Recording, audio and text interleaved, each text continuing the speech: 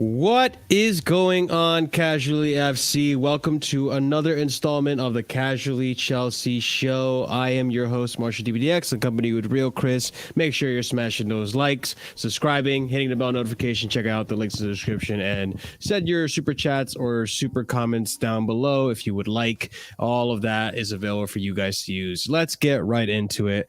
A lot of news to talk about, a lot of tiers to pick up here. But let's start off with news about the FFP, just to get us going into this transfer show, just to really get some context going so that we know what's ahead of us during this January transfer window. It's officially open. Transfers are now ready to go and ready to be done.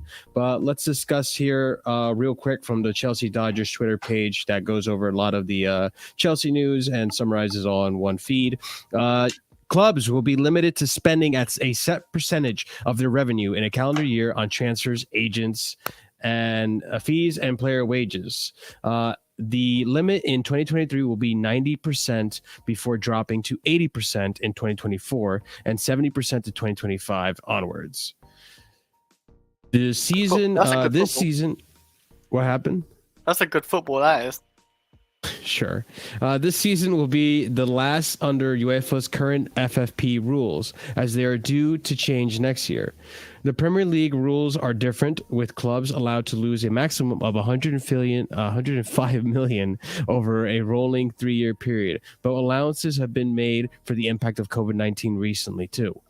Report was from Dan Shield report. The Athletic page layout isn't the greatest, but the information still stands. Chelsea need more money coming in. So pretty much as we're going to get closer and closer to 2024, FFP rules are going to have it so that we can only drop, we only can use 70% of our income, of our revenue towards the players and agents and wages and all that stuff, if you guys didn't understand that. But as of right now, it's 90%. So we're still pretty flexible there, but it's going to get a little tighter and a little bit more complicated going on further into the future, which I don't know, Chris. I think, do you think it's really going to affect us too much?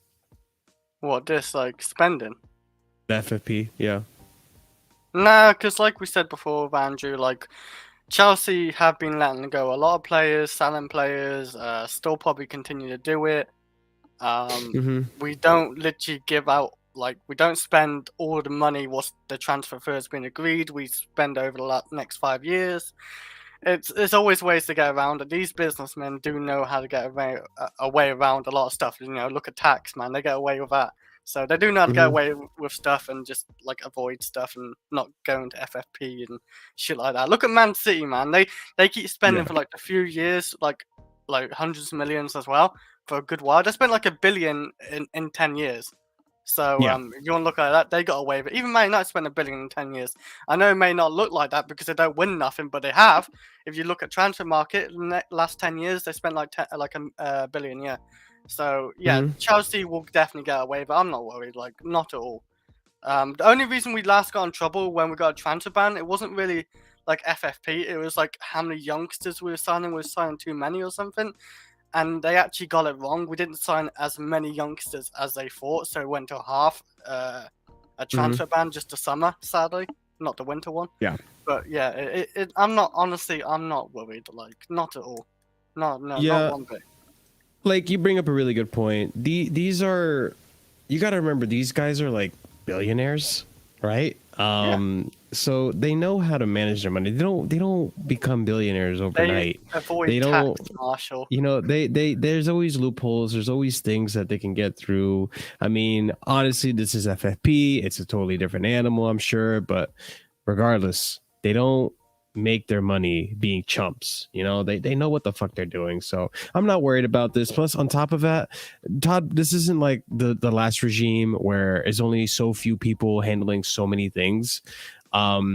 We have literally positions for just about everything. So people are going to make sure this is taken care of. People are going to make sure everything is transparent and that we're not going to be, you know, getting caught in fines or just suspensions because of breaking FFP rules. I think this is going to be no issue for the Todd Bowley regime whatsoever. So we can move on from this. It is what it is. And yeah, I know we're going to get to that EE. I'm here to just fucking shut people the fuck up already.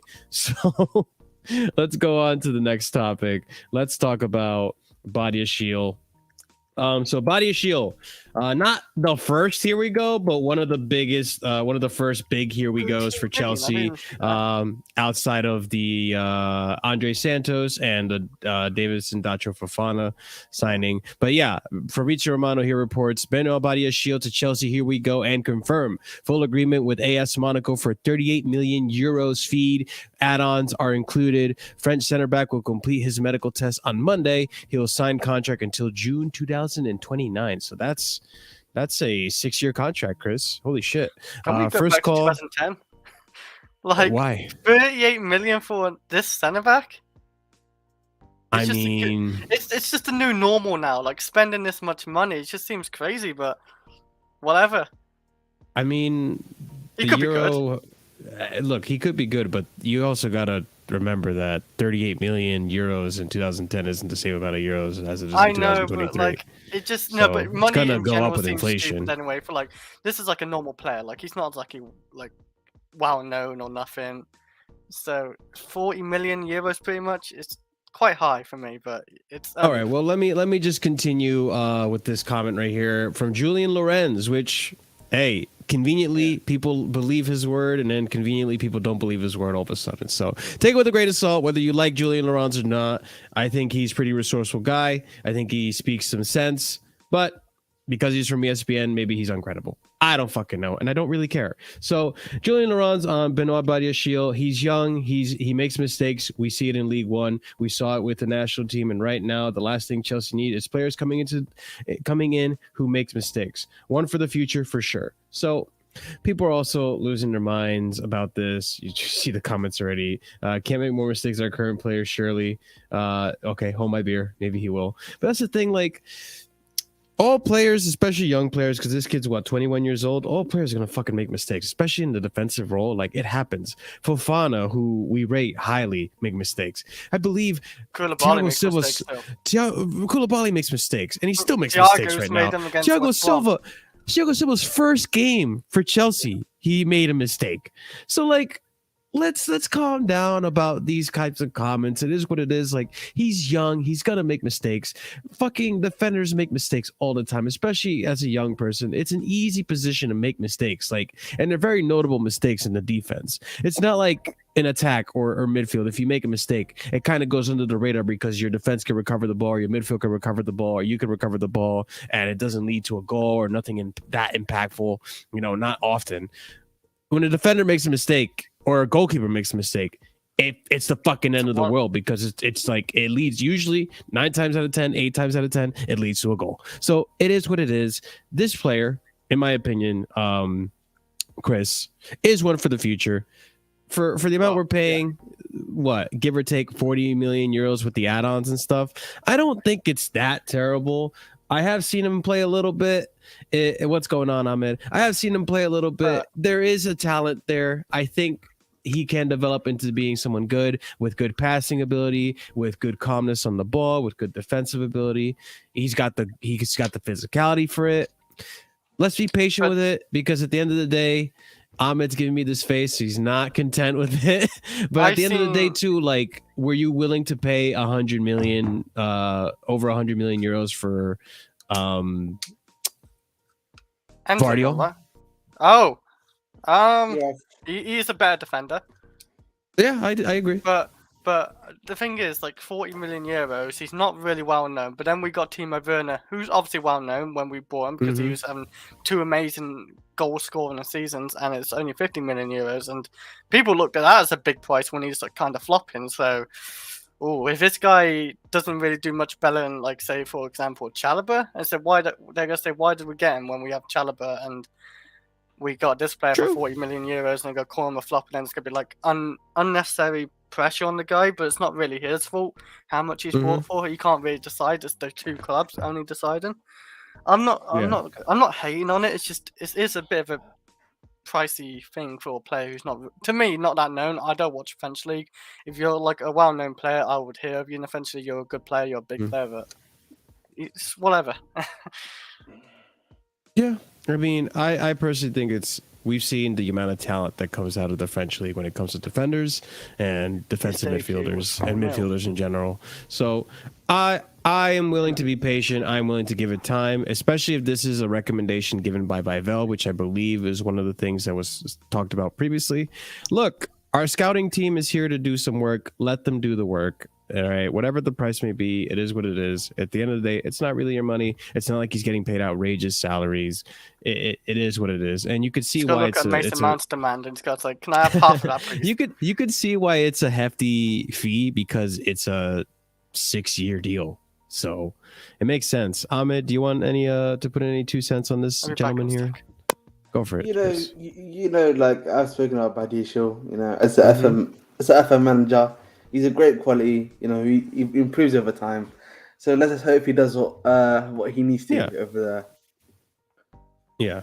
I long told you all that Caicedo and MacAlister were level and y'all laughed at me. On, man? That's weird. People, it is so weird, and I am honestly I can't be asked, but I have a show to run, so I'm gonna go ahead and do it. But fuck it, let's discuss this, okay? A lot has happened within the last 48 hours in regards to the Enzo deal. Not really. Just the last 6 hours have a. No, just the last 48 hours. Just the last week, actually, Ahmed. If we had to be serious, the last week has been crazy for the whole Enzo deal. I'm so confused right now, bro. Yeah.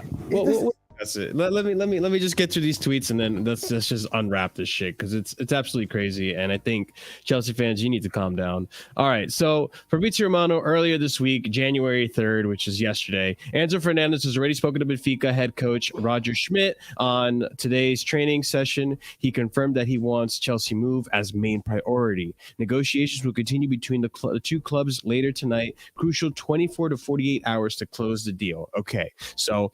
Also, to add on to this, Enzo Fernandez also missed 2 training days, which I believe he would have to get like a fee or a suspension for that because it goes against the contract. But again, he's kind of forcing the move. We move. So another update from Fabrizio Romano on the Enzo deal.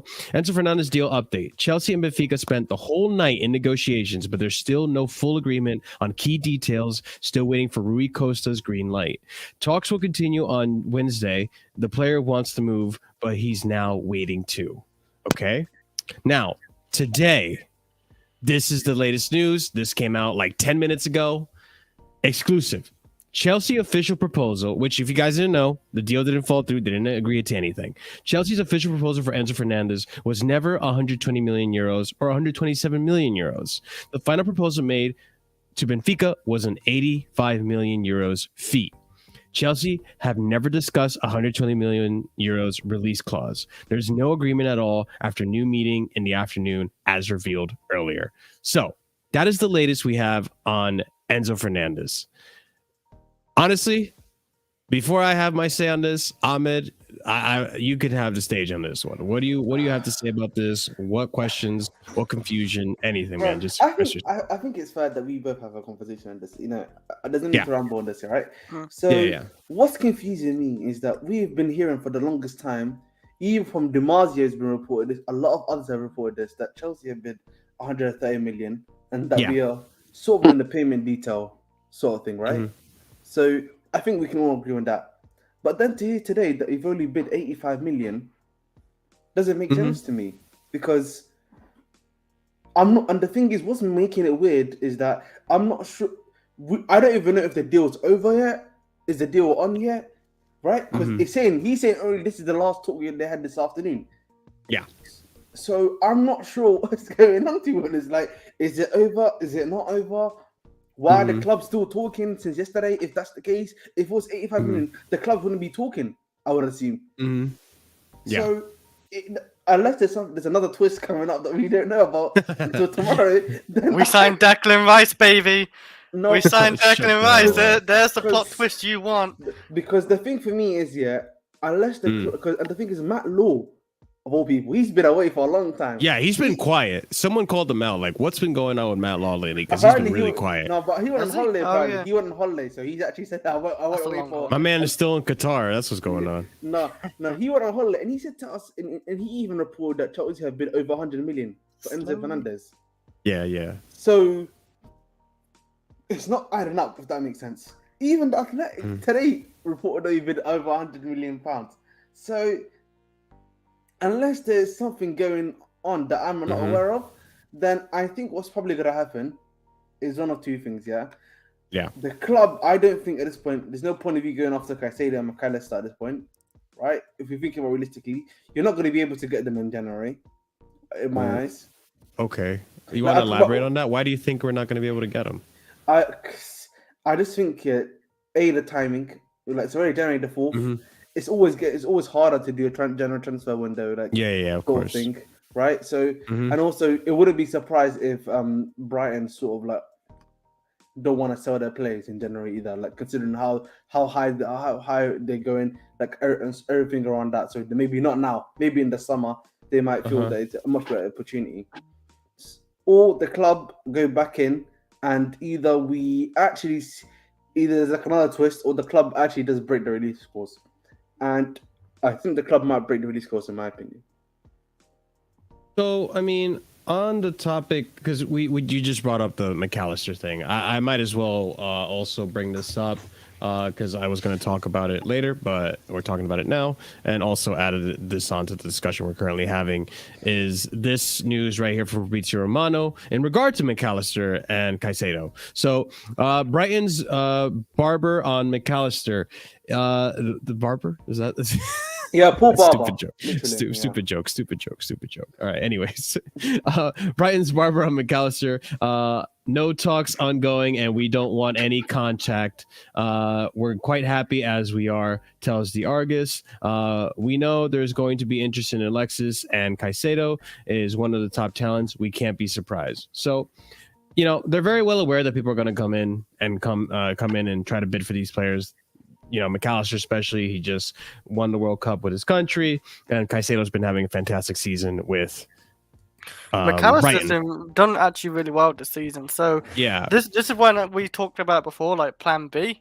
I wouldn't mind him as a Plan B option because me neither. He would cost still quite a lot. I think he would cost around 60 to 80 million. What was offering Enzo Fernandez was offering 85 million. So we definitely have that to throw at a midfielder and be happy with it. It's just and he's I think he is kind of proven in the Premier League, so that's kind of a boost for me. I don't know how old he is exactly because I haven't really looked at his age, but I'd definitely be happy with this midfielder, and maybe we can get Ruben Neves as well. Have two instead of just a one midfielder. That's why the 120 million for Enzo Fernandez, to me, I would still take it if we had him. I'm not going to be there complaining, but it's still a risky move. It can fail. It can backfire. We've seen Kai Havertz. He was actually proven in the Bundesliga. We knew about him before. Other clubs wanted him as well, like Bayern Munich and Real Madrid, and he's came here and flopped. You could say that now. In a way, he's definitely flopped. But... So I would see MacAlister. He's 24. It's not a bad age. I would have him. I'm not against that move. If we can't, Chelsea fans, to me, shouldn't be like too upset with that move. At least we're bringing midfielders in. We ain't bringing a midfielder in since Kovacic. So you want to bring in another midfielder and bring me Ruben Neves, bring me MacAlister, bring me someone, bring me Declan Rice, bring me someone. Okay, I okay, all right. I ended Declan Rice. I don't care about what midfield we bring in as long as it's a decent one. But you know what? I need to have some choice words with you guys here, and not even just you guys here, just in Chelsea Twitter in general. Take your fucking pussies and zip it the fuck up. You guys, it's 4 fucking days into the transfer window, and you're crying like a bunch of abandoned orphans. Okay. Please shut the fuck up. It's only 4 days. Calm down. We still have 26 to 25 days to make business happen. There's still other players to have. We're not going to go bankrupt, okay? Like I said, these fucking guys are billionaires. They don't fucking not know how to run a business. We're not going to go fucking bankrupt, okay? these Chelsea fans want to get upset because we're going to pay 120 million or 127 million euros for Enzo Fernandez. And then on the same fucking note, you want to get upset because we don't bid 127 million or 120 million for Enzo Fernandez?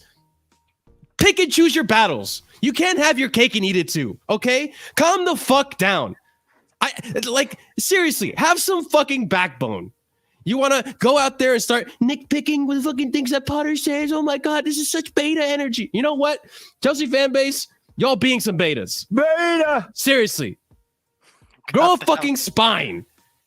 This is absolutely ridiculous the way some of you guys are acting like such childish fucking pussies. All right, calm down. I'm sorry. Listen, I didn't get enough sleep. I was sent up for the show, you know. I'm a little cranky. It is what it is, but I mean it. Seriously. Guys, calm the fuck down. It's really not that deep. Like, okay, we Thank you, Dark, for the super chat. Thank you. Appreciate it, bro. Listen, I get it. It's annoying that we didn't get Enzo. And like what Ahmed was saying as well. Like, we don't know what's happening exactly with the deal just yet. Like, it's like we could still go back. And you know what's going to happen too? We could go back and Chelsea fans are going to be complaining, oh, we're wasting time. It's been 4 fucking days. Calm the fuck down, okay? We still have a whole month to get business done. I understand that we're being impatient. We want results now. We want this club to not be in 10th place anymore and all this and all that. Like, and you know what? Fuck you. I'm not even white. Don't call me gringo, you dumb fuck. Okay? You're such a stupid cuck. All right? Shut the fuck up. All right? Oh, Jesus. All right, take the cock out of your mouth and start spit out that gargled cum that you've been gargling all fucking day. All right? It's time to grow a spine here. Okay? It's time to grow a spine here. And calm down about this about this whole Enzo thing. 27 million. There is something to be said about it. But that's the thing. Like, listen, if Chelsea had gone for it, I would have been like, okay, I don't know if Enzo's the right guy because you know what? Let's be honest too. Half of you guys don't even know the profile of midfielder Enzo even is. Okay. Half of you guys think he's gonna be the next fucking Michael Ballack or fucking Messi. Like, calm the fuck down, okay? I've said this already on Discord. Like, he's a better attacking version of Jorginho. I offended people. Oh, I triggered people. No, look it up, okay? Look up the statistics. Where Jorginho lacks in attack, Enzo lacks in defense. And you know what, Ahmed, Chris, if this guy came to Chelsea, if he comes to Chelsea, I guarantee you, people are going to have an agenda against him, just like they have an agenda against Jorginho. I guarantee it. I wouldn't pull it past the Chelsea fan base to do that anyway, but there is one big, I will say, there is one thing about this whole, 127 million, yeah? We just spent, 60 million on Nkunku, right? In January, right? This is part of the whole January, so we spent 60, so the Chelsea fan base think, and this is nuts, actually, I think about it now, this is nuts, because 127 million, add on Nkunku, and then the Chelsea fan base go want a right back, right? Yeah. So what? You want to see us spend, 200 and something million in January, and then you're going to be bitching and moaning we're not spending enough money in summer, so we're going to spend, another 200 and something million there? Like, money.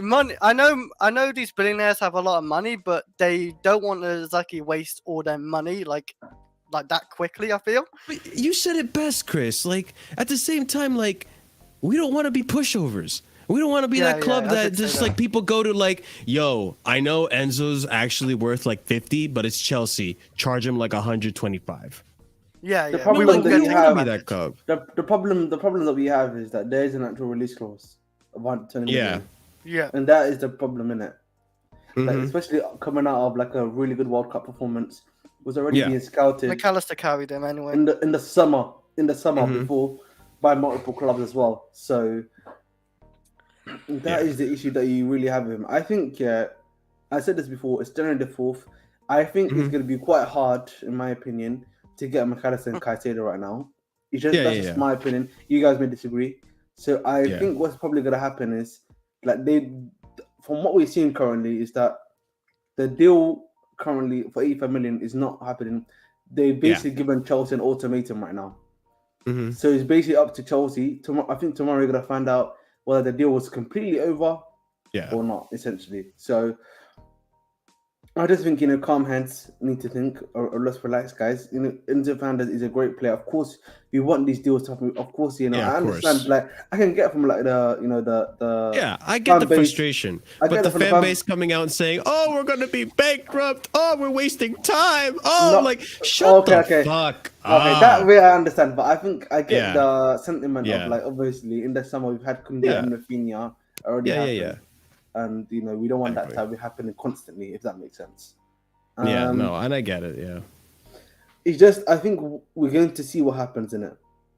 Yeah, we're gonna have to wait and see. Listen, like, I'm just like all of you guys. Midfield is a priority, man. Because midfield, it is, I would argue, is a priority. Yeah, I don't think it's even an argument. I think it has to be a priority, and like that's what I'm saying. Like, I look. Am I upset that the Enzo deal isn't gone through yet? Yeah, I am. But am I going to sit here in despair and cry, oh my God, it's the end of Chelsea Football Club as we know it? Yeah, motherfucker. It's not under Roman anymore. We're under new ownership. It's going to work out. Just be patient. We've never even seen Roman spend this crazy in January. Yeah. We're not even trying to overpay. It's better. If this was Roman, we would have spent all of January just for a no. Mourinho would probably try to negotiate it to like 85 all January, and it would have been a no. And we said we've been talking about this guy for the Haaland thing. Remember, we're talking about Haaland the whole summer. And then what? In the last 2 weeks of the transfer window, we got a shitty ass Lukaku that didn't even fit our fucking system.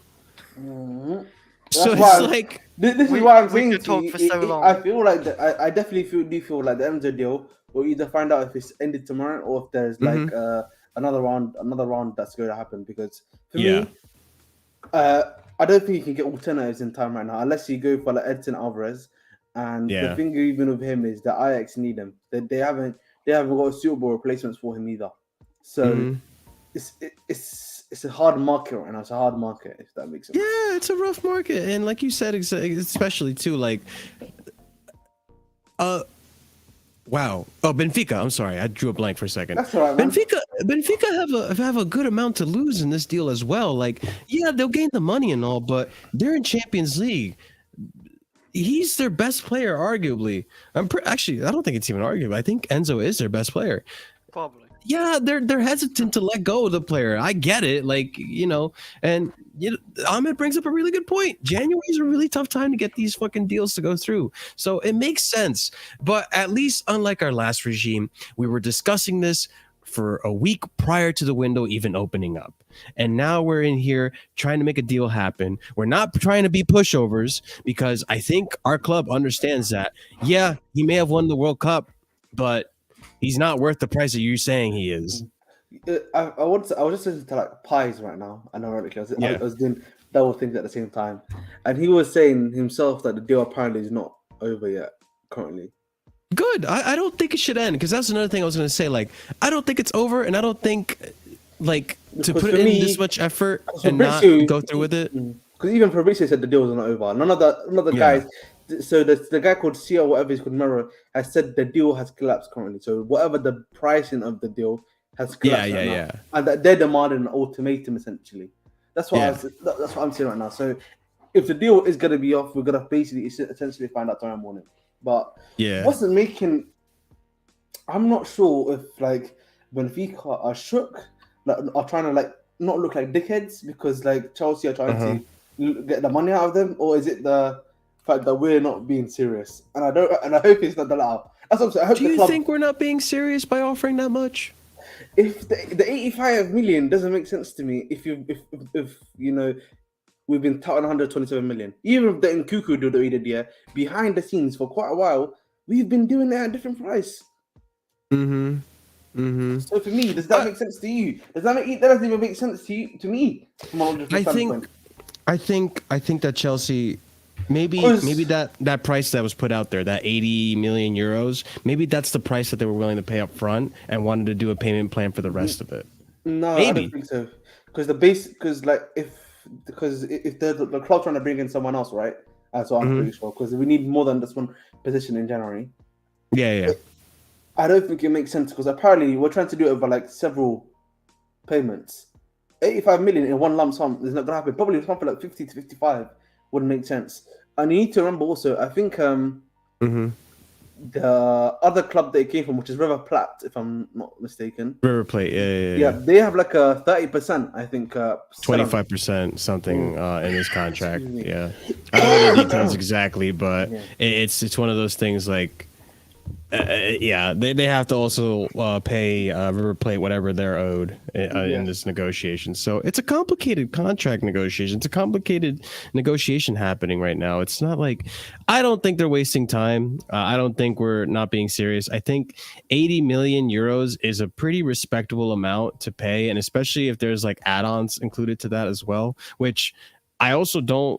I don't blame Bowley and Co. for having add-ons into that deal, because we saw how some of these contracts, like the Romelu contract, came back and bit us in the ass without the add-ons. So, you know, he just walked away with the 80 million contract. There was no add-ons if we won Champions League or if we won the Premier League and stuff like that. I think those incentives, which we know the club is moving towards a more incentivized way of doing contracts and negotiating, I think those incentives help us big time, help us avoid being bankrupt, or as some people were saying in the chat, which is absurd. I think that's absolutely absurd to think that Chelsea are going to be run to the ground by an American business owner of all people. Oh my goodness. But I mean, Chris, did you want to add anything to that? I'm sorry. Me and Ahmed have been talking. No, like I've said a few things before anyway, but the only like highest I can see Todd Bowley and all that going, I think it's known we're not going to spend the buyout clause price, 170-20. I think the max I can see us going for him, 100 million, and if we do go for that and they don't expect us to get him at all. Like, we're not going to pay the buyout clause. I think that's clear now. Since we offered 85 million, I think it's clear. So I think it'd be 100 million max. Again, I just want to clarify. I am upset that we haven't gotten Enzo yet. I do want Enzo in this club. I think he'd be great.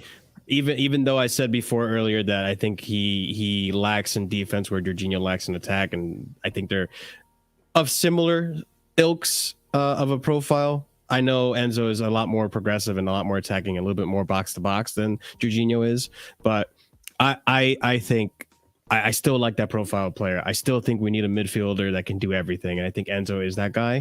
I want him at the club. I think Chelsea should go back in and keep negotiating for something, and maybe we can agree on something, because I also find it a little hard to believe that Chelsea just went and offered 80 million and then it took him 48 hours, Benfica 48 hours to come up with a solution. If that was such a turnoff for Benfica, I think we would have had an answer almost immediately. You know, I think it would have been immediately turned down. We wouldn't have found out about this 2 days ago. So the other thing that you need to remember is that, and I was thinking about this, Benfica are not going to get under 20 million euros, or was it called Enzo Fernandez? Even in the summer, I don't think anyone's going to break his release clause. It's going to be quite tough for them. Like, we've got Bellingham. It's expensive release clause. And Bellingham, exactly. Bellingham's in the market too. Bellingham's in the market. You know, if it's rumored that Madrid go after him, I don't think Liverpool's going to pay 120 million for Enzo Fernandez. I mean, and also another thing to keep into account is Leao is also going to be in the market, and we know his release clause is somewhere upwards of 100 million euros too as well. So you know, unless his contract runs out, I don't know. Maybe I'm getting confused. He's got to get a new contract, but probably what's going to happen is going to be the same as Gavardia, where people don't care about the new contract. They're just going to buy him anyway. That's what's probably going to happen. It happened before as well, so it's happened with Gavardia as well. Yeah. So we'll see what happens. We'll see tomorrow, man. Tomorrow probably. Because the other thing too is like Enzo has a say in this, and he's been like, you know, he's been not showing up to practice, saying he wants the club, he wants to move. Because again, at the end of the day, like maybe Enzo's preferred club isn't Chelsea, but it's definitely a big step in his career from going to Benfica to Chelsea. Chelsea's still one of the greatest clubs in the world. I don't care what anyone says. I know this season's not going to go well for us, but regardless of the fact, it's still Chelsea. Chelsea's Chelsea. You know, just like Arsenal's Arsenal. Look at where they are now. So it is what it is. Any other final thoughts on this Enzo stuff before we move on to the the other half of this show is going to be Mudryk. He's a bum. Declan Rice is clear. Let's move on to Declan Rice. You're such an idiot, Chris. I think we're gonna find out tomorrow what's happening. We'll have more clarity tomorrow, and we'll talk about it more as well on Sunday's Casually Chelsea show. If you guys got offended, I'm sorry I hurt your feelings, but stop being pussies. Sorry. Not sorry. Seriously, patch it up, Chelsea fans. Patch it up. All right, let's go. Let's talk about Mudryk. As soon as I figure this life out. Okay. So Mudryk. All right. Actually, we're not going to talk about Mudryk. We're going to talk about Leao first, and then we're going to talk about Mudryk. So Leao, pretty much a little bit of an update on Leao. Sandro Tonali comments pretty much saying Leao wants to stay at Milan. You can see that. Rafa's happy here, and he's always been a key player for the club's project. He told DAZN. AC Milan offered Leao a new long-term deal with €7 million salary per season. That's actually nutty. He was excellent again today. So it looks like Milan are getting a little closer and closer to finding an agreement with Leao. That being the case, it seems to make a little bit more sense why we might be going for a left winger like a Mudryk. Yeah, I don't know if you guys have anything to really add on to the Leao situation here. It's just looking less and less likely. I think it doesn't really matter, to be honest. Like, at the end of the day, you can sign a new contract, but people are still going to go after him. So yeah. Just makes it more expensive to 200 million, maybe. No. Yeah. It'll probably be 120 million still. It'll be the same price. Yeah. No, because he's got a bigger salary, bigger, longer contract. It's definitely over 120. Boy, how much is he worth now? 100 million? He's around 100 million.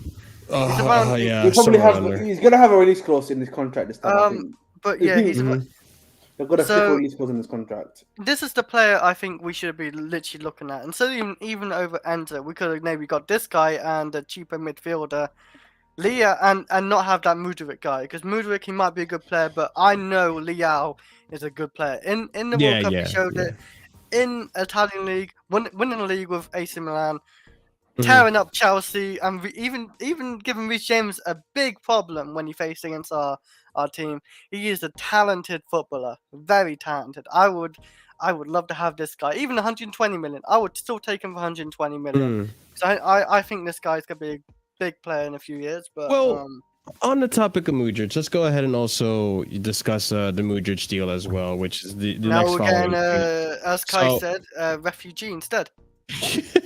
So earlier in the week, we have Fabrizio Romano on YouTube reporting Chelsea are moving and trying to sign Mykhailo Mudryk in case the Arsenal deal collapses. Chelsea will be there if it does. People were speculating that this was just rumors, that we're trying to push Arsenal to make a bid or a better offer, but it looks like this is actually legit. So Fabrizio, once again, Arsenal's second proposal for Mykhailo Mudryk is close to €50 million fixed fee plus add-on, not the 80 million euros that we were talking about before. Shakhtar expected to make a decision. The clubs are in direct contact. Personal terms never been an issue. Arsenal is players' priority. Chelsea will act if Arsenal move collapses. This was yesterday, reported by Fabrizio. More news regarding Mudryk as well. Ben Jacobs reporting Mudryk wants Arsenal, and there's optimism an agreement will be reached well under Shakhtar's 100 million euros public evaluation. AFC second bid for under 70 million euros still being assessed. There is likely to be verbal back and forth to finesse it. Shakhtar want more upfront. Although Chelsea's interest in Mudryk is genuine, CFC know the deal remains in Arsenal's control, but Shakhtar welcome any dialogue since it may help drive up the price, especially if Chelsea do what they did with Rafinha and make a healthier offer.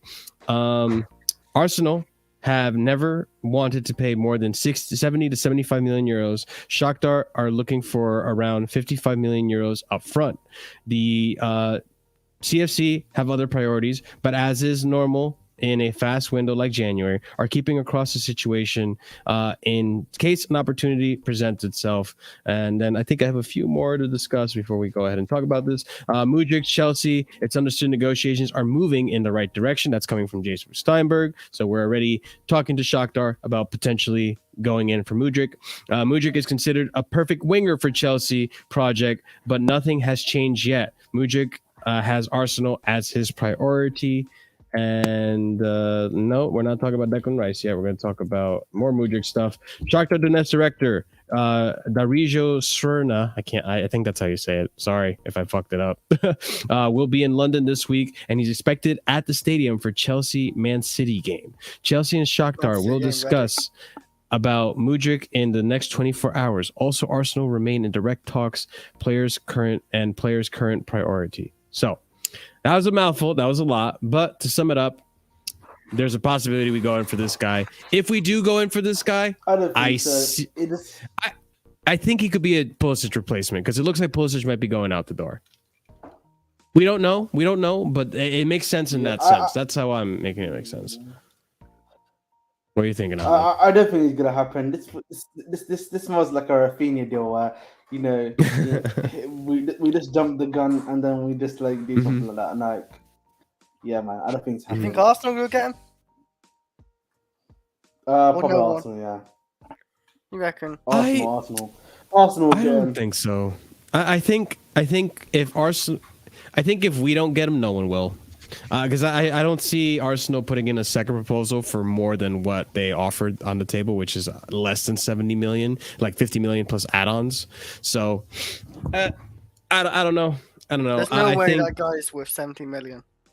60 to 50 maximum, I think I'm okay with, because we saw who we signed at centre back. We signed that centre back for 40 million euros, right? He's like another nobody, so it's another 20. The BADIASHILE? Yeah. No, we signed him for like 30 plus add-ons, Chris. I've just said 38 million. Maybe 40 plus add-ons, but yeah, it's nowhere near over 50. No. I'm saying he costs around 40 million, but then this guy's going to cost 50 to 60. It's the new normal with prices and things like that. Buy a youngster. Yeah, get used to 60 to 80 for standard players now. It's like I've seen Real Madrid sign a youngster for like 80 million who no one knows. Like he's some 16-year-old, I think, actually can't even play yet. So yeah, investments are made and they can fail. More like Chelsea though. If you're a Chelsea fan, you could be worried like it's gonna be a flop, because we've seen too many flops. So, you know, you can be concerned, because I'm concerned when he comes to Chelsea, is he actually go like, you know, live up to expectations, you know, be a valuable player, not like a world. I don't expect him to be world class, not straight away, especially. But will he be valuable to the squad? I don't know. Are we still talking about Mudryk? No, yeah, I'm talking about Mudryk. Okay. I'm just making sure. Yeah. I'm still talking about Mudryk. Like, apparently, he looks. I've seen a couple of clips. I haven't seen him play. I heard he's done well. I heard he's done well in the Champions League. I'm not sure who he's faced. I'm not gonna pretend to know about him, but he's apparently talented. He's good on the ball winner, I think. He's quick. He's a good winger, apparently. So I don't mind a new move. It's exciting still. Seeing new players come through. You never know who works out. Who cares if rival they will be crying as well. Who cares if rivals laugh at like how much you're spending? It doesn't really matter, honestly, because we just keep getting new players in until it finally works out. So yeah, that's my that's what I say on him. So with me, based on what I saw, you can pretty much decipher that this player's strongest suits are the fact that he has really good pace and he has the ability to dribble. Everything else, I don't know. And the reason I say that I could see him being as a replacement for Pulisic is because it's a very similar profile to how Pulisic plays. Whether it happens or not, I'm not sure. I'm seeing here, because I'm reading as we're speaking, Arsenal are offering 50 million euros fixed fee plus add-ons. We don't know what the add-ons on, Chris, but you can say it's about 50 million euros. Probably. And it's dependent if we win trophies and score goals and that type of stuff. Which I'm fine with that. I don't know. I mean, aren't you fine with that? Yeah. That's kind of how we got with Kai Havertz. I think Ahmed's. Yeah, Kai Havertz. We did actually pay extra because we won the Champions League, and I didn't really mind because he did help us win the Champions League. But he has flopped. But yeah. But that's what I mean. Like, we won the Champions League, but now we're not overpaying because he hasn't won Prem, he hasn't won another Champions League, like all these add-ons that he hasn't accomplished yet. even how much we spend on Mudryk, 15 million or whatever. Don't expect him to hit the ground off and running straight away. You should not like. Yeah, of course, because that's the other thing too. Like, I'll say this as well. Like, even though, like, from what I've seen, he does benefit from the pace and dribbling. That's something that he also benefits from having a league where he probably has more open space, which is what hindered Timo when he was here. He didn't have all the open space that he normally has in Bundesliga. But which Timo, Timo, Timo isn't very technical, though, is he? It's better now. Yeah, he's not. No, he's better. He's a much more technical version of version. Yeah. I don't know about version, but he's more technical than Timo. Like even in Bundesliga, I knew Timo didn't really have a whole lot of technical ability. But what Timo brings is obviously his space, his pace, his goal scoring tally in the Bundesliga. But he didn't really have a lot of technical ability with his dribbling on the ball and all that type of stuff. Gotcha. So, Chris, I found it. It's the AS Monaco guy. BADIASHILE is 38 million euros fee. Add-ons are included. So that's 38 million euros with add-ons. Could be 35 and 5. Could be 30 and 10. 30 and 8, sorry. So it's not that bad, to be honest. Take it considering if he does well, he does well. If he does bad, hopefully we can sign for 20 fairly. Yeah, I mean, if he does bad, I don't think we lose too much on that deal. I think we could still somewhat make some of the money back, but I just don't think it's that bad. I think. Look, would you guys actually take this player at Chelsea if it is a serious thing? We do put a bid in, yeah. I would take. Where do you hold the line? Like, where's like, okay, no, not doing this. Money wise. I guess money wise, I guess 80 what million. you don't like about him. You can back away. The reality is he's probably like a 60 million winger, but it's just the inflated market is making him 80 to 85 million. I've never seen him play before though. That's the thing. So I can't really. Most Chelsea fans ain't. Yeah. I've only seen him in clips and highlights, and from the clips and highlights, I'm not gonna get gassed and be like, "Oh, he's a great player." Like, no, I can tell that his strong suits are he's got great pace and he can dribble. And we might not have Christian Pulisic in the long run. Leao Jr. Is that what you're saying? Leao Jr. basically. I think he has more pace than Leao. He might be faster than Leao. No, but what I'm trying to say is that he's almost like in a similar mold. Yeah, sure. Yeah, in a similar mold, which I can see. Like, obviously, Chelsea. Maybe they scouted for this guy. Maybe it was a recommended target. I don't know. But it also looks similar to how we were operating in the summer window, where we were kind of swooping in for deals that were already being negotiated. We were trying to hijack deals. I don't know if you guys remember in the summer, we were trying to hijack a few deals. I think we were trying to get in there for De Ligt. That was a deal we were trying to hijack. We're trying to hijack De Jong. There's a few. Yeah. They played the cards. That's one of the good hijacks. That Uno reverse card was played. You know what I'm saying, man? I'm happy for that one. You're not doing so well. Yeah. Oh, De Jong? Yeah, De Jong. No, not sorry. De Jong. De Ligt. Sorry. De Ligt. Okay, yeah. De Ligt's not looking too hot, but it is what it is. Same with Kone. Listen, we're fine. Yeah, we're doing okay. So we'll see what happens with the Mudryk deal. I would actually really like it if he came to Chelsea. I think he looks like a really talented player. Wait, hold on. Let me read this comment. Do you guys believe we can revisit the Enzo deal later down the transfer window? Yeah, I think so. Yeah. I don't think any other club is twerking really for Enzo. I think it could happen. I would only expect 100 million maximum offer if we do go back. Yeah, I don't think we're gonna spend 120 million. Don't expect Todd to go full out release clause, 127 million euros or whatever it is. Don't expect him to be like going for like that. So yes, 100 million max, I think. And if we can't get him for that, we move on. And I feel like Chelsea and Todd has done everything they can to get him. And listen, the other thing too is that no matter what happens with Enzo, the Chelsea fan base are going to be pissed off. Either we don't spend enough for him or we spend too much for him. And if he comes to the club, he's too expensive. Oh, he doesn't do much. He doesn't do anything. Oh, he's not that impressive. Blah, blah, blah, blah. All this stuff. I won't be mad if we don't get him. I won't be mad if we get him. You know, at the end of the day, we do need midfielders. We do need to, at least they're putting an effort towards fixing that issue. You guys would be a lot more pissed off if we were just going for attackers or just defenders and not focusing on the midfield, which has been a huge problem for us. And I will say this. This could be a talking point. Let's discuss this. Do you guys think that if we fix our midfield issue, the amount of performance drop that happens when we don't have a right back, do you think that fixes that as well? Because I find it so hard to believe that because we lose Reece James, we look like such a bland version of Chelsea. I would like to believe that if we do get an Enzo, if we do get a Caicedo or MacAlister or a better midfield, maybe that right back issue isn't as prominent, and maybe we can wait until the summer. Now, I'm not saying we should. I really want to do it this window, but it is hard. But maybe it gives us some leeway to wait until the summer. I think the problem was that Reece James was providing defensive cover there. Defensively, he was sound in it. If we just told Asby just to stay there and defend, that might work. Yeah. But the midfield wise, yeah, you would need more. It would mean that we'd have to have two midfielders like as CDMs essentially. So to protect our right back's position even more than it has to be.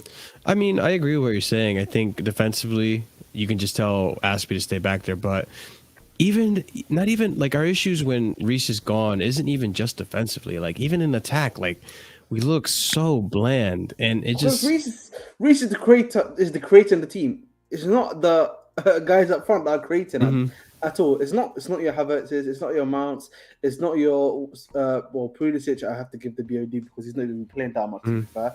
And then whoever is on the right usually, which is Sterling. Listen, Chelsea Dan, maybe you do have sources, but they're not here. So I don't know. I'm sorry. Okay. So I'm not going to really entertain this, but listen, but that goes to my point, right? Do you think if we do get a midfielder that's creative, you can say a MacAlister, if we go back for Enzo and it does work out, do you think that covers up the patch that is missing a Reece James? No, because even then, like if you have a good winger like a Vinicius Junior, for example, let's say if we face him in the Champions League after like Borussia Dortmund, they're going to rip you apart. Like any game, we will rip up Aspilicueta, our right back. Let's be real, guys. It's just that. What about you? Go ahead. I just think it's about when it comes to Reece James, you need to just manage him, and it seems that the club is not managing him correctly. Sure. Chris, do you want to add on to that? Do you think do you think getting a new midfielder is going to cover up for not having Reece James in the team? Because you know how much we dropped. Not entirely. But obviously, getting an action midfield, we do need another midfielder because we only have Jorginho and Kante. Kovacic is just about come back, and hopefully he doesn't get injured no more. Hopefully, only one can pray. He won't get injured again, but fate. I can't decide that. But we do need another midfielder to help our midfield depth. It probably would help the right, because they do drop back midfielders. The 8s, the DMs, they do drop back and help out, and maybe Aspie will be less struggling because we won't be getting caught off so well. But no, we still need another right back, I think, because Reece James is constantly getting injured. It's sad because every time we have Reece James on, we play really well. Look against Bournemouth when Reece James was playing. We was playing really well. Reece James gets injured, we were playing shit. So Reece James is pretty much the glue to this team, I feel. New show idea, Marshall, just for Liverpool, Chelsea, and Spurs. Spurs won 4-0 against a good Palace team. What? Spurs just won 4-0 against a good Palace team. Oh yeah, Spurs won 4-0. Yeah. As I speak about Spurs' bad form, they win 4-0, so it's typical. Maybe I need to talk shit about Chelsea. Chelsea, you're a shit club. You're probably gonna lose 6-0 to Man City. You need to talk more shit about Everton, bro. That's what you need to do. No, fuck Everton, man. But yeah, we do need another right back. I would actually maybe look at Frimpong or something like that because he's looked apparently decent this season. I've been hearing. let's talk about some midfield options because we do have I got a few some tweets in regards to this. So let me just share these 2 tweets here, and then we'll go ahead and discuss more midfielder options. But right here, I have a tweet from the Chelsea Express. This comes from Ben Jacobs. Sorry. Declan Rice remains a priority for Chelsea. UCL football is by no means guaranteed for Chelsea next season, but Rice is looking at the bigger picture. West Ham are resigned to losing Rice for a price closer to £70 million than the £100 million plus quoted over the summer. Good. Fuck that. Then guys, the I have to bounce. I've just got a little emergency that to deal with. So I'll see do you your guys thing, in man. the video. Do your thing. Man. Ahmed, thanks for coming on. We'll talk to you soon. All right. Okay. And then the next tweet I wanted to discuss was also, let's talk about this guy. I feel like we've overlooked him a few times now, but we should discuss Manu Kone. So many top clubs are following French big talent Manu Kone. Been told summer is move most likely planned for player, agents, and Gladbach. FC Bayern, Newcastle, PSG, also Liverpool, Bellingham remains their number 1 priority, are well informed of Kone's situation. So these are players that we were actually linked with as well. Kone, there was a link there that we were probably interested in Manu Kone. But go ahead, Chris. You had some ideas. Midfielders. Wow, this is an interesting one, I guess, because I don't even know about them. But the midfielders, we can get obviously MacAlister, Jude Bellingham still on the tables. He's like what, under 100 million, I hear, 100-ish million. So he had a really good World Cup as well. He just played for England. If he was playing for Argentina, he's winning the World Cup because he's a really good midfielder. He was England's best player for sure for me. You got Ruben Neves. That's another option, and then you got Declan Rice. Those are like 4 options I can see. I wouldn't mind. It's depending on how much. Like Declan Rice, I wouldn't pay over 70-60 million. No way. MacAlister 60 million-ish as well. Not a bad price. Then we can look at other wells. So we can look at right back. We can look at another attacker. We can maybe even look at another centre back. I don't know, but even or 2 midfielders instead. Add 2 more midfielders. So the options is always there. And then we got Nkunku coming in. So yeah, I look at it that way. And maybe this player comes in. I don't know who he is, but. Some guy with green hair from the French league, and he plays midfielder, I'm guessing. Manu Kone, from Gladbach. He's not from the French league. He's from. I thought you said it was. No. Gladbach is from Bundesliga. I thought you said when I heard. I thought you said French league. I didn't nope. read what it said. You don't really listen either, Chris. But yeah, we know. We love you still. So yeah, he's from Gladbach. Yeah, Gladbach. I wonder how much he'd be. Hopefully, no more than 50 million because. I don't think he's that expensive. Hopefully not. But apparently, a lot of clubs are looking at him. Yeah. So he's definitely getting we've been linked with him prior too. I just never talked about it because we had so many things happening. We probably won't get him, but it'd be alright. Probably not, but you never know because the way we're moving, it seems that we're going in for we're being opportunistic. Is from what I can tell. I'm trying to think of other midfielders, but those are the 4 I can think of. Just 4 options, because obviously Enzo Fernandez is quite hard. He's quite hard to get to. I mean, 127 million for a midfielder. Here's the other thing too that bothers me about how the Chelsea fans have been reacting towards the Enzo deal. And again, I emphasize, I am not happy that it hasn't worked out yet. I do want Enzo Fernandez at the club. However, how many times have we complained about Chelsea making deals for players that everyone wants to go for such high prices and they don't do anything with their scouting? Well, yeah, you want the scouting to work, then why are you upset that we didn't get Enzo Fernandez? I thought you wanted our scouts to put in more work. What was the point of bringing in Christopher Vivell and all these other scouts and the Brighton team? Like, and then, in the same token, in the same breath, you want players like Caicedo and MacAlister, but you don't realize that these players were scouted and they were nobodies when they came into the club. Like, listen, I'm all for bringing experience to the club. I'm all for bringing in Enzo and all that stuff. Yeah. But at the same time, you got to remember, Enzo's 21 years old. These players are young. They're young players. They have to develop still. Like, yeah, they're great. Kai Havertz was amazing in Bundesliga. Who's to say he's going to perform great? And now we see it in hindsight. he hasn't been too hot here in the Premier League. It's a whole different ballgame when you come to the Premier League. I know everyone's saying like, oh, the South Americans, they come good and all that stuff. Sure, and maybe they do. And I'm not saying Enzo won't, but do we have the right attackers to give Enzo the assist that he deserves? No, we don't yet. Do we have the right midfielder pairing or right midfield pairing to go with Enzo? Who knows? We probably don't either. You know, and does Potter know what the hell he's doing just yet? We don't know. We don't even know if Potter is even the right guy for the job. I'll be honest with you. And I'm not going to sit here and say Potter out because I think it's absolutely ridiculous. The guy hasn't even had a transfer window. Like, again, reactionary fans, stop being reactionary. Zip up your vaginas, please. But at the end of the day, like, if next season I don't see some type of improvement, am I going to sit here and be like, oh, no, Potter needs to stay? No. There are standards to have in the club, but you can have them be realistic, just like you should have realistic standards about what midfielders we bring into the club and how they're going to perform. You can't just say, oh, we're going to pay 120 million for Enzo, and because he won a World Cup, and then think that a 21-year-old is going to actually carry this team on his shoulders. That's just not going to happen. You have to be like Mbappe or Haaland, and Enzo's not that player. Like, sorry, he's a great midfielder.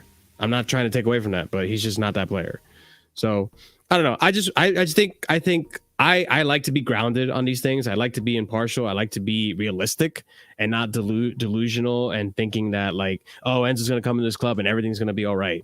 You know, I've seen how this story goes already. We bring in a Ziyech who, you know, gets robbed of assists constantly. And then we want to complain about how he gets no assists. Same thing over Jorginho. I'm sure Jorginho, I'm sure if we had a better attack, Chris, and I'm sure you agree with this, I'm sure if we had a better attack, a more clinical attack, Jorginho would probably have more assists than he has now. You know the thing as well, I don't always get, I've never, like, I know we had Cesc Fabregas, but why is it always on a DM to create everything as well? Why can't it be that on the too? 8 and the wingers and then the strikers to put half the chances away, at least half? I'm not saying put every chance away, but it shouldn't be always on a Jorginho to create chances, or just one guy really, or two guys. How many strikers have we had in this club that create their own chances? Drogba, Costa, they've done it. Yeah. They'll make deep lying runs and make their own chances. Like, it's not always on the DM to create chances. The whole team can also work on it too, right? Like, well, with Drogba, he had like Lampard. Lampard's right behind him. Yeah, exactly. I'm not saying that he didn't have people to create chances. Yeah. You know what I'm saying? Lampard actually scored a lot of goals too because of Drogba. Yeah. But because Drogba would create chances as well. Yeah. So like, just I look how Man City play. There's a whole team of creating chances as well. I think that's where we should try head for, like the whole team, not just like one player. Yeah, they have multiple people who can create chances from in midfield and the winger options. Like they got Mahrez and obviously they got Jack Grealish and Foden. All three wingers. I know Jack Grealish ain't played that well. He's been a flop, but they have like wingers and then what's his name? Bernardo Silva as well. Yeah. What's his other name? Kevin De Bruyne. You got so many options who can create Haaland a chance. That's what we don't have. It's not just one guy. So that's why I wouldn't mind having an option buying two midfielders instead of Enzo Fernandez, who wouldn't solve our problems. We already said that before. We thinking maybe we could get him. He would not solve all our problems, but he would definitely help improve our team, no doubt. Yeah. But like I wouldn't mind having two midfielders come in. Yeah, I wouldn't either. I think we need to start. I think just Chelsea fans who are going crazy right now need to remind themselves that A, this isn't the Roman era anymore, and B, we're building a project. Like, take this idea that top four is going to happen in this season out of your head, because it is what it is. And look, at the end of the day, I want to get results. Potter, like, let's talk about Potter, Chris, because that's another thing too that has been bothering me a lot. Look, I don't think people understand what Potter did at Brighton. Like, I don't think people understand the process that took. And I think people have amnesia when it comes to where our form was with Tuchel. I think people have amnesia when it comes to how Klopp started at Liverpool and how Arteta started at Arsenal. Yeah. Well, yeah, I do agree with that. By no means were these clubs competing immediately once these managers came in. It took time. It took several windows. And I'm not saying I want to give Potter several windows to have the same results. What I'm saying is that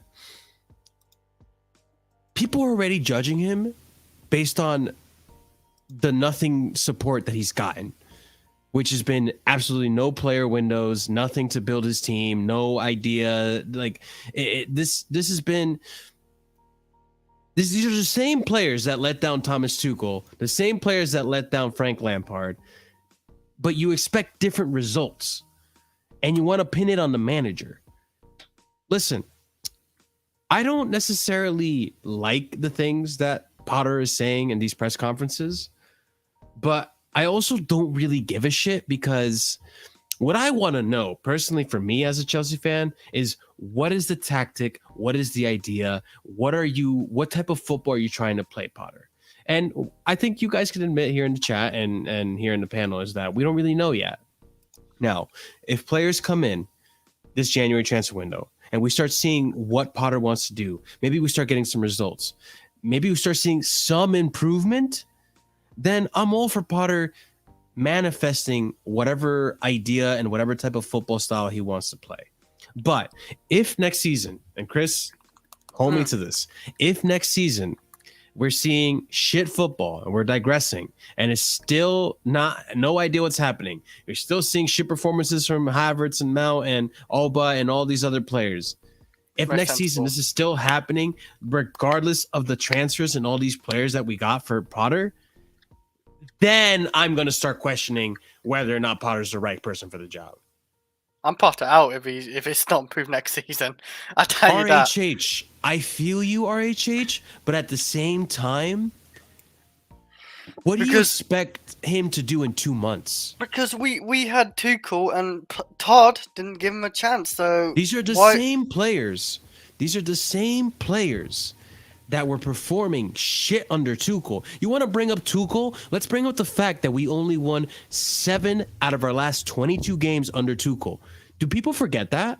We were shit under Tuchel. I think we drew a majority as well. I think with Tuchel, I can barely... There's not too many... He doesn't really lose Tuchel. It's either a lot of draws, and when he's in bad form, it's a lot of draws. He tends to draw a lot, and then he wins the odd few. Yeah, he wasn't in great form, but I always say Tuchel, yeah, he did really well in cup competitions, and I wanted to give Tuchel this season. He had to have this season.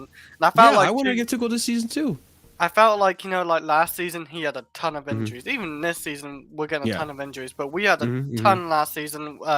No Reece James, Chilwell out for the whole season. We didn't have Conte's out. We had literally Alonso filling in for Chilwell last season. So I did feel like Tuchel, and there was so much going on last season. We forget with the whole Roman situation. I know this is personal as well. His whole marriage as well. Like that was like a personal thing, but it can affect you. So I understand why things didn't go right last season, but I don't think it was too bad this season with him. Then just got sacked. Come on, RHH. You're being bad faith here. Kepa, you don't think Kepa's been improved at all? Come on, man. Under Tuchel. It started from Tuchel for me. It started from Tuchel, but it's continuing under Potter. Yeah. You know? Okay. Let me address this comment right here. I think he deserves to be called out for that poor result. Yeah, no, that's fine. I think criticizing what a manager has done in game is fine. But my issue is the people saying Potter out. Like, mate, he's been in the club for what, 2 months, 2.5 months? Too soon to say Potter out now. And he hasn't had a transfer window. What? But these are the same players that let down Tuchel. Like, and again, RHH, like, I respect your opinion, brother. It's fine. Like, I get you feel a certain way. 100% cool. This is what this channel is about. I like discussing these opinions and these nuanced differences with you guys. It's fantastic. This is why I love doing this. But I'm expecting at least he knows his best 11 players. I believe he's thrown a bunch of players on the pitch, always made a mistake. Here's the thing. What if his best 11? What if some of those people in his best 11 don't want to be at this club? Have you thought of that? Like, maybe Kai Havertz has checked out. He doesn't think the Premier League suits for him. As well. Even though Ziyech's doing well.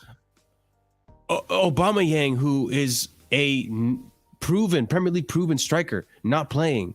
You know, like, there's a lot of factors that go into this. Like, you could easily say that some of these players probably don't even respect Potter like that because he's a novice.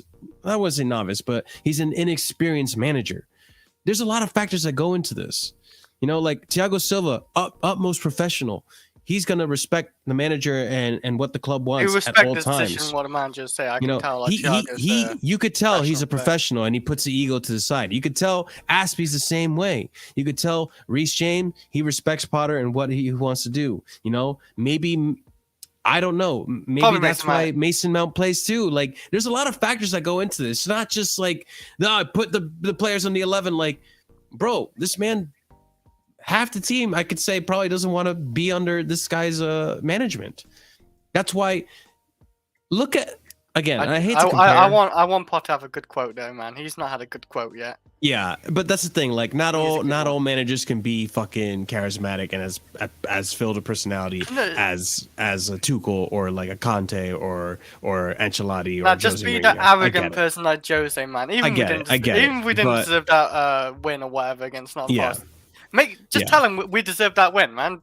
Be arrogant, be stupid looking in a way to the rivals, but I don't want to say we didn't deserve the win. Either way, Chris. Either way, the fan base would have ate him up because he'd be like, "You think we deserve that win? Oh, yeah, I know, are you blind?" Like, yeah, like either way, it's a lose-lose. Like, once you're not in favoritism with the fan base because Big Daddy Tuchel got sacked, you know, or you just didn't think he was the right manager for the job, you're gonna have an opinion and a bias towards him regardless. Listen, like I said, be patient with Potter. I understand results are not going well. He put Connor on the pitch and he thought he could match Forrest's intensity. Can you blame him though, Thomas? Like, what are his other options? I think he made the mistake of taking out Jorginho. He probably should have kept Jorginho in and put in Kovacic, but he doesn't have many options on the bench for a midfielder. I think personally, my issue with Potter is that if this season is a throwaway season, then take the risk that you think you're afraid to take. Start playing the players like Chukwuemeka. Start playing Hutchinson. Why not? Let's try Fofana. Let's see what happens with Dacho Fofana. Why not? Start playing some of these youngsters and start benching some of the players that you don't think you could bench, like Mason Mount or Havertz. You know, like, look, he's been playing Pulisic lately. He's been taking that risk, right, to play Pulisic. Hey, it's been working out for you. Take more risks. Take more risks. Maybe play Ziyech. Maybe play Ziyech because things haven't been working out too well with Sterling on the right. I don't know. I think Potter should be taking more risks if his job isn't on the line. But I don't know. That's just my 2 cents on the whole situation with Potter. I am gonna give him until next season. I want to see what happens next season. He's gonna have 2 windows by then. I want to see what kind of football he's trying to build. The whole Brighton project took time. The whole Arsenal project took time. Liverpool project took time. Be patient, Chelsea fans. This isn't Roman era anymore. Get it through your head. I know you want to have standards for Chelsea, but this is a project, and with a project comes different standards. It's going to take time. I believe Potter can get results. He can build a good project. Is he the guy for the long term? I don't know. I'm going to sit on the fence on this one. I really don't know. I want to see what's going to happen throughout the rest of the season. I want to see where we end on the table. I feel that there is going to come a breaking point where there is going to come a breakthrough, and we're going to start figuring out something. He's not going to figure out his best 11 right now because his best 11 isn't even trying to play for him. I just don't think his best 11 are really cooperating with what he wants to do to begin with. They don't respect him, or they're done with Chelsea. You know, we've seen the quotes that Kovacic had, and so on and so forth. Potter's not Arteta. Arteta was under prep for 5 years. He knew his best 11 after 3 months. No, he didn't. Arteta struggled after 3 months. Arteta struggled for a long time, and slowly but surely, he started kicking out players like Bellerin. He started getting out players like He with Aubameyang, he knew like to get rid of him. Aubameyang, Pepe. He knew like in the first like 5 months or so. I think with Aubameyang, he wasn't really convinced. Who's the other one? The striker that went to Marseille. What was his name? Pepe is a big the French flopper. one. Pepe was a huge flopper. Lacazette. Lacazette, yeah, he got Lacazette out. He got what's his face out. He the did get goalkeeper. a lot of players though. There's a lot of players, senior players at that. Senior players at that were let go of the club, and the club supported them. That's the process that we're gonna have to start doing here at Chelsea. I won't be surprised that there will be some outs in this team as we go on. Curtis, probably not. That's fine. Yeah, that's fine. I get that, and that's very reasonable. But also look at our draw. We got Man City. Who did it? Who did that? Yeah. Arteta did really well to beat Man City in the semi-final, but he beat a very inexperienced manager, just like him, for the final. No, but Curtis, this is a good point, and this does win you time, right? Winning championships and trophies. But how many Chelsea fans, including this one down here, said, "Oh, I don't want to be in the FA Cup and the Carabao Cup anymore." Fuck the FA Cup now. No. You just can't have it both ways, though. You know what I'm saying? Like, but Chris doesn't complain about Potter, so I'm not. I give Potter a season, but like, we've been to 3 FA Cup finals in a row. This is my whole situation with it. We've been to 3 and lost all 3. We go to the final with Potter. I have a funny feeling we'll lose. We'll get someone. Yes, we might get the FA Cup this time. Nope. We'll end up bottling it again somehow. See, like the Out of Time podcast, like as much as I want this to happen, I am done with giving these players the opportunity to get another manager sacked. You're not going to sit here and tell me that we've gone through 3 managers and we still have the same issue. Yeah, we can't score. And on top of that, a world-class manager in Thomas Tuchel, who, by the way, let me remind you, Thomas Tuchel knows how to manage egos. He had to manage fucking Neymar and Mbappe.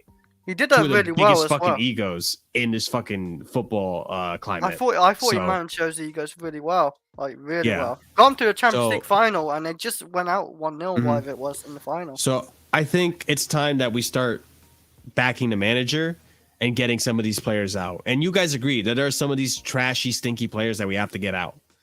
So before you start throwing the manager under the bus, who hasn't even had a transfer window to work with and get players that he wants to match his profile of football that he wants to play, let's talk about some of the players that should leave this club, that don't deserve to be in this club, and start getting them out. So, listen, I like Havertz. I don't want him to leave. I think he'll ball out, but I don't disagree with that either. He can go. J5 shows up. J5 shows up to games, and he doesn't seem to have any issues at all with the team. So we'll see. I would keep J5 though. Yeah, just because he actually shows up a lot and he doesn't play too bad. And you know what? I don't disagree with this. I think we should have stuck with Tuchel. I think it's unfair how we managed it, but Tuchel had one idea and Bowley had another. And at the end of the day, this is how it happens. He wanted Ronaldo and Tuchel said nah. Yeah. No, I get and now Potter said nah to Ronaldo, and he's thinking, maybe these managers actually know something about football, and I need to learn a little bit about just player names don't save your football club. Yeah.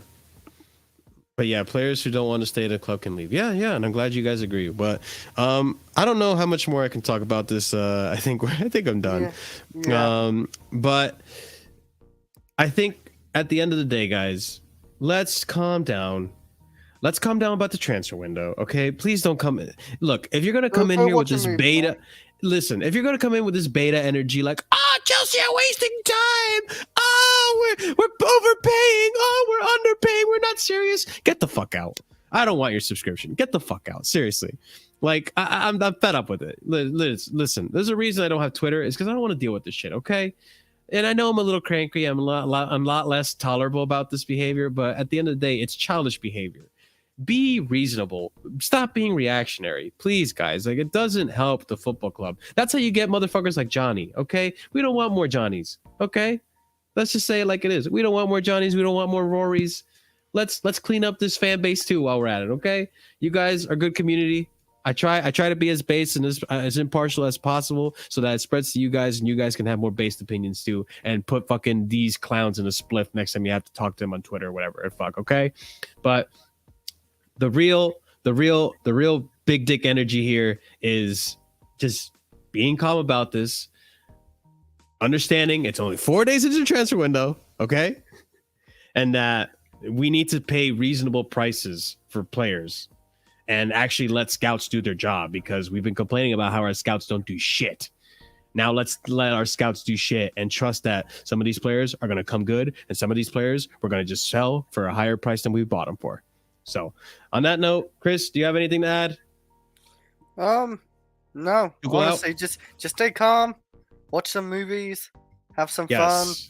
Don't let the transfer window ruin your mood, because you'll be ruined for a whole month for nothing. Don't let it. Yeah, please. Listen, I forgot to say this, Chris. Our predictions for tomorrow. What? Oh shit! Chelsea and Man City, man. You know what? Everton can pull a draw. I reckon we can pull a 2-0 win, man. Why not? Bring on the Chelsea. Hey, look. This City team ain't got nothing. I'm gonna be biased, and I'm gonna say that this Chelsea team are gonna decide to play, and that we're gonna draw 1-1. That's your bias side. That's how bad it's got. We're gonna draw. Yeah, we're gonna draw. You imagine though, we actually beat City and help Arsenal get closer to the Premier League. That's not a good. It's not a win-win situation for us, really. Let's be honest. We want to get points, but then if we get points, we help Arsenal, our rivals. So yep, it is what it is, eh? It is what it is. But ladies and gents, you filled out the poll. I asked you if you cried about Chelsea today. 63% of you said no. I'm proud of you guys. 46 of you guys voted too, but 46 of you guys can't smash the like button. It's okay. I forgive you. I understand it's not for everyone. But listen, guys, keep your head up. Don't get stressed out about this transfer window. We'll see what happens. Don't expect immediate results. Look forward to next season, if anything, and hope that this season we can pick it up, and maybe we'll play in Europe, because at the same time, you talk about having high standards for the club. Listen, high standards for the club, we should still be competing in Europe. We'll talk about this later in the months when we do our predictions, Chris, but I'm just saying, we'll see what happens. But guys, thank you so much for watching. Make sure you smash the like button if you haven't smashed the like button. Subscribe if you're new to the channel. Hit that bell notification if you want to be notified on our next stream. We'll be back tomorrow to talk about the Man City Chelsea game an hour after the game. So make sure you're there an hour after the game. We'll be discussing the results of that, and hopefully it's I almost said a draw. Hopefully it's a W. Hopefully it's if it's not a W, it's a draw. And if we do lose, hopefully we don't get pummeled, because we expect to lose on this one. So yeah, it is what it is. That'd be hard to watch. But yeah, please don't give us a 6-0. That I can't. I'll be on Discord playing Discord games if we score more than 3 at halftime, or we concede more than 3 at halftime. So and we'll play into the second half. We'll see what happens. But everyone, you have a wonderful rest of your night. Stay positive. Keep your heads up. Don't be reactionary. Don't be a beta. We'll catch you next time on the Casually Chelsea show. Stay casual. Peace.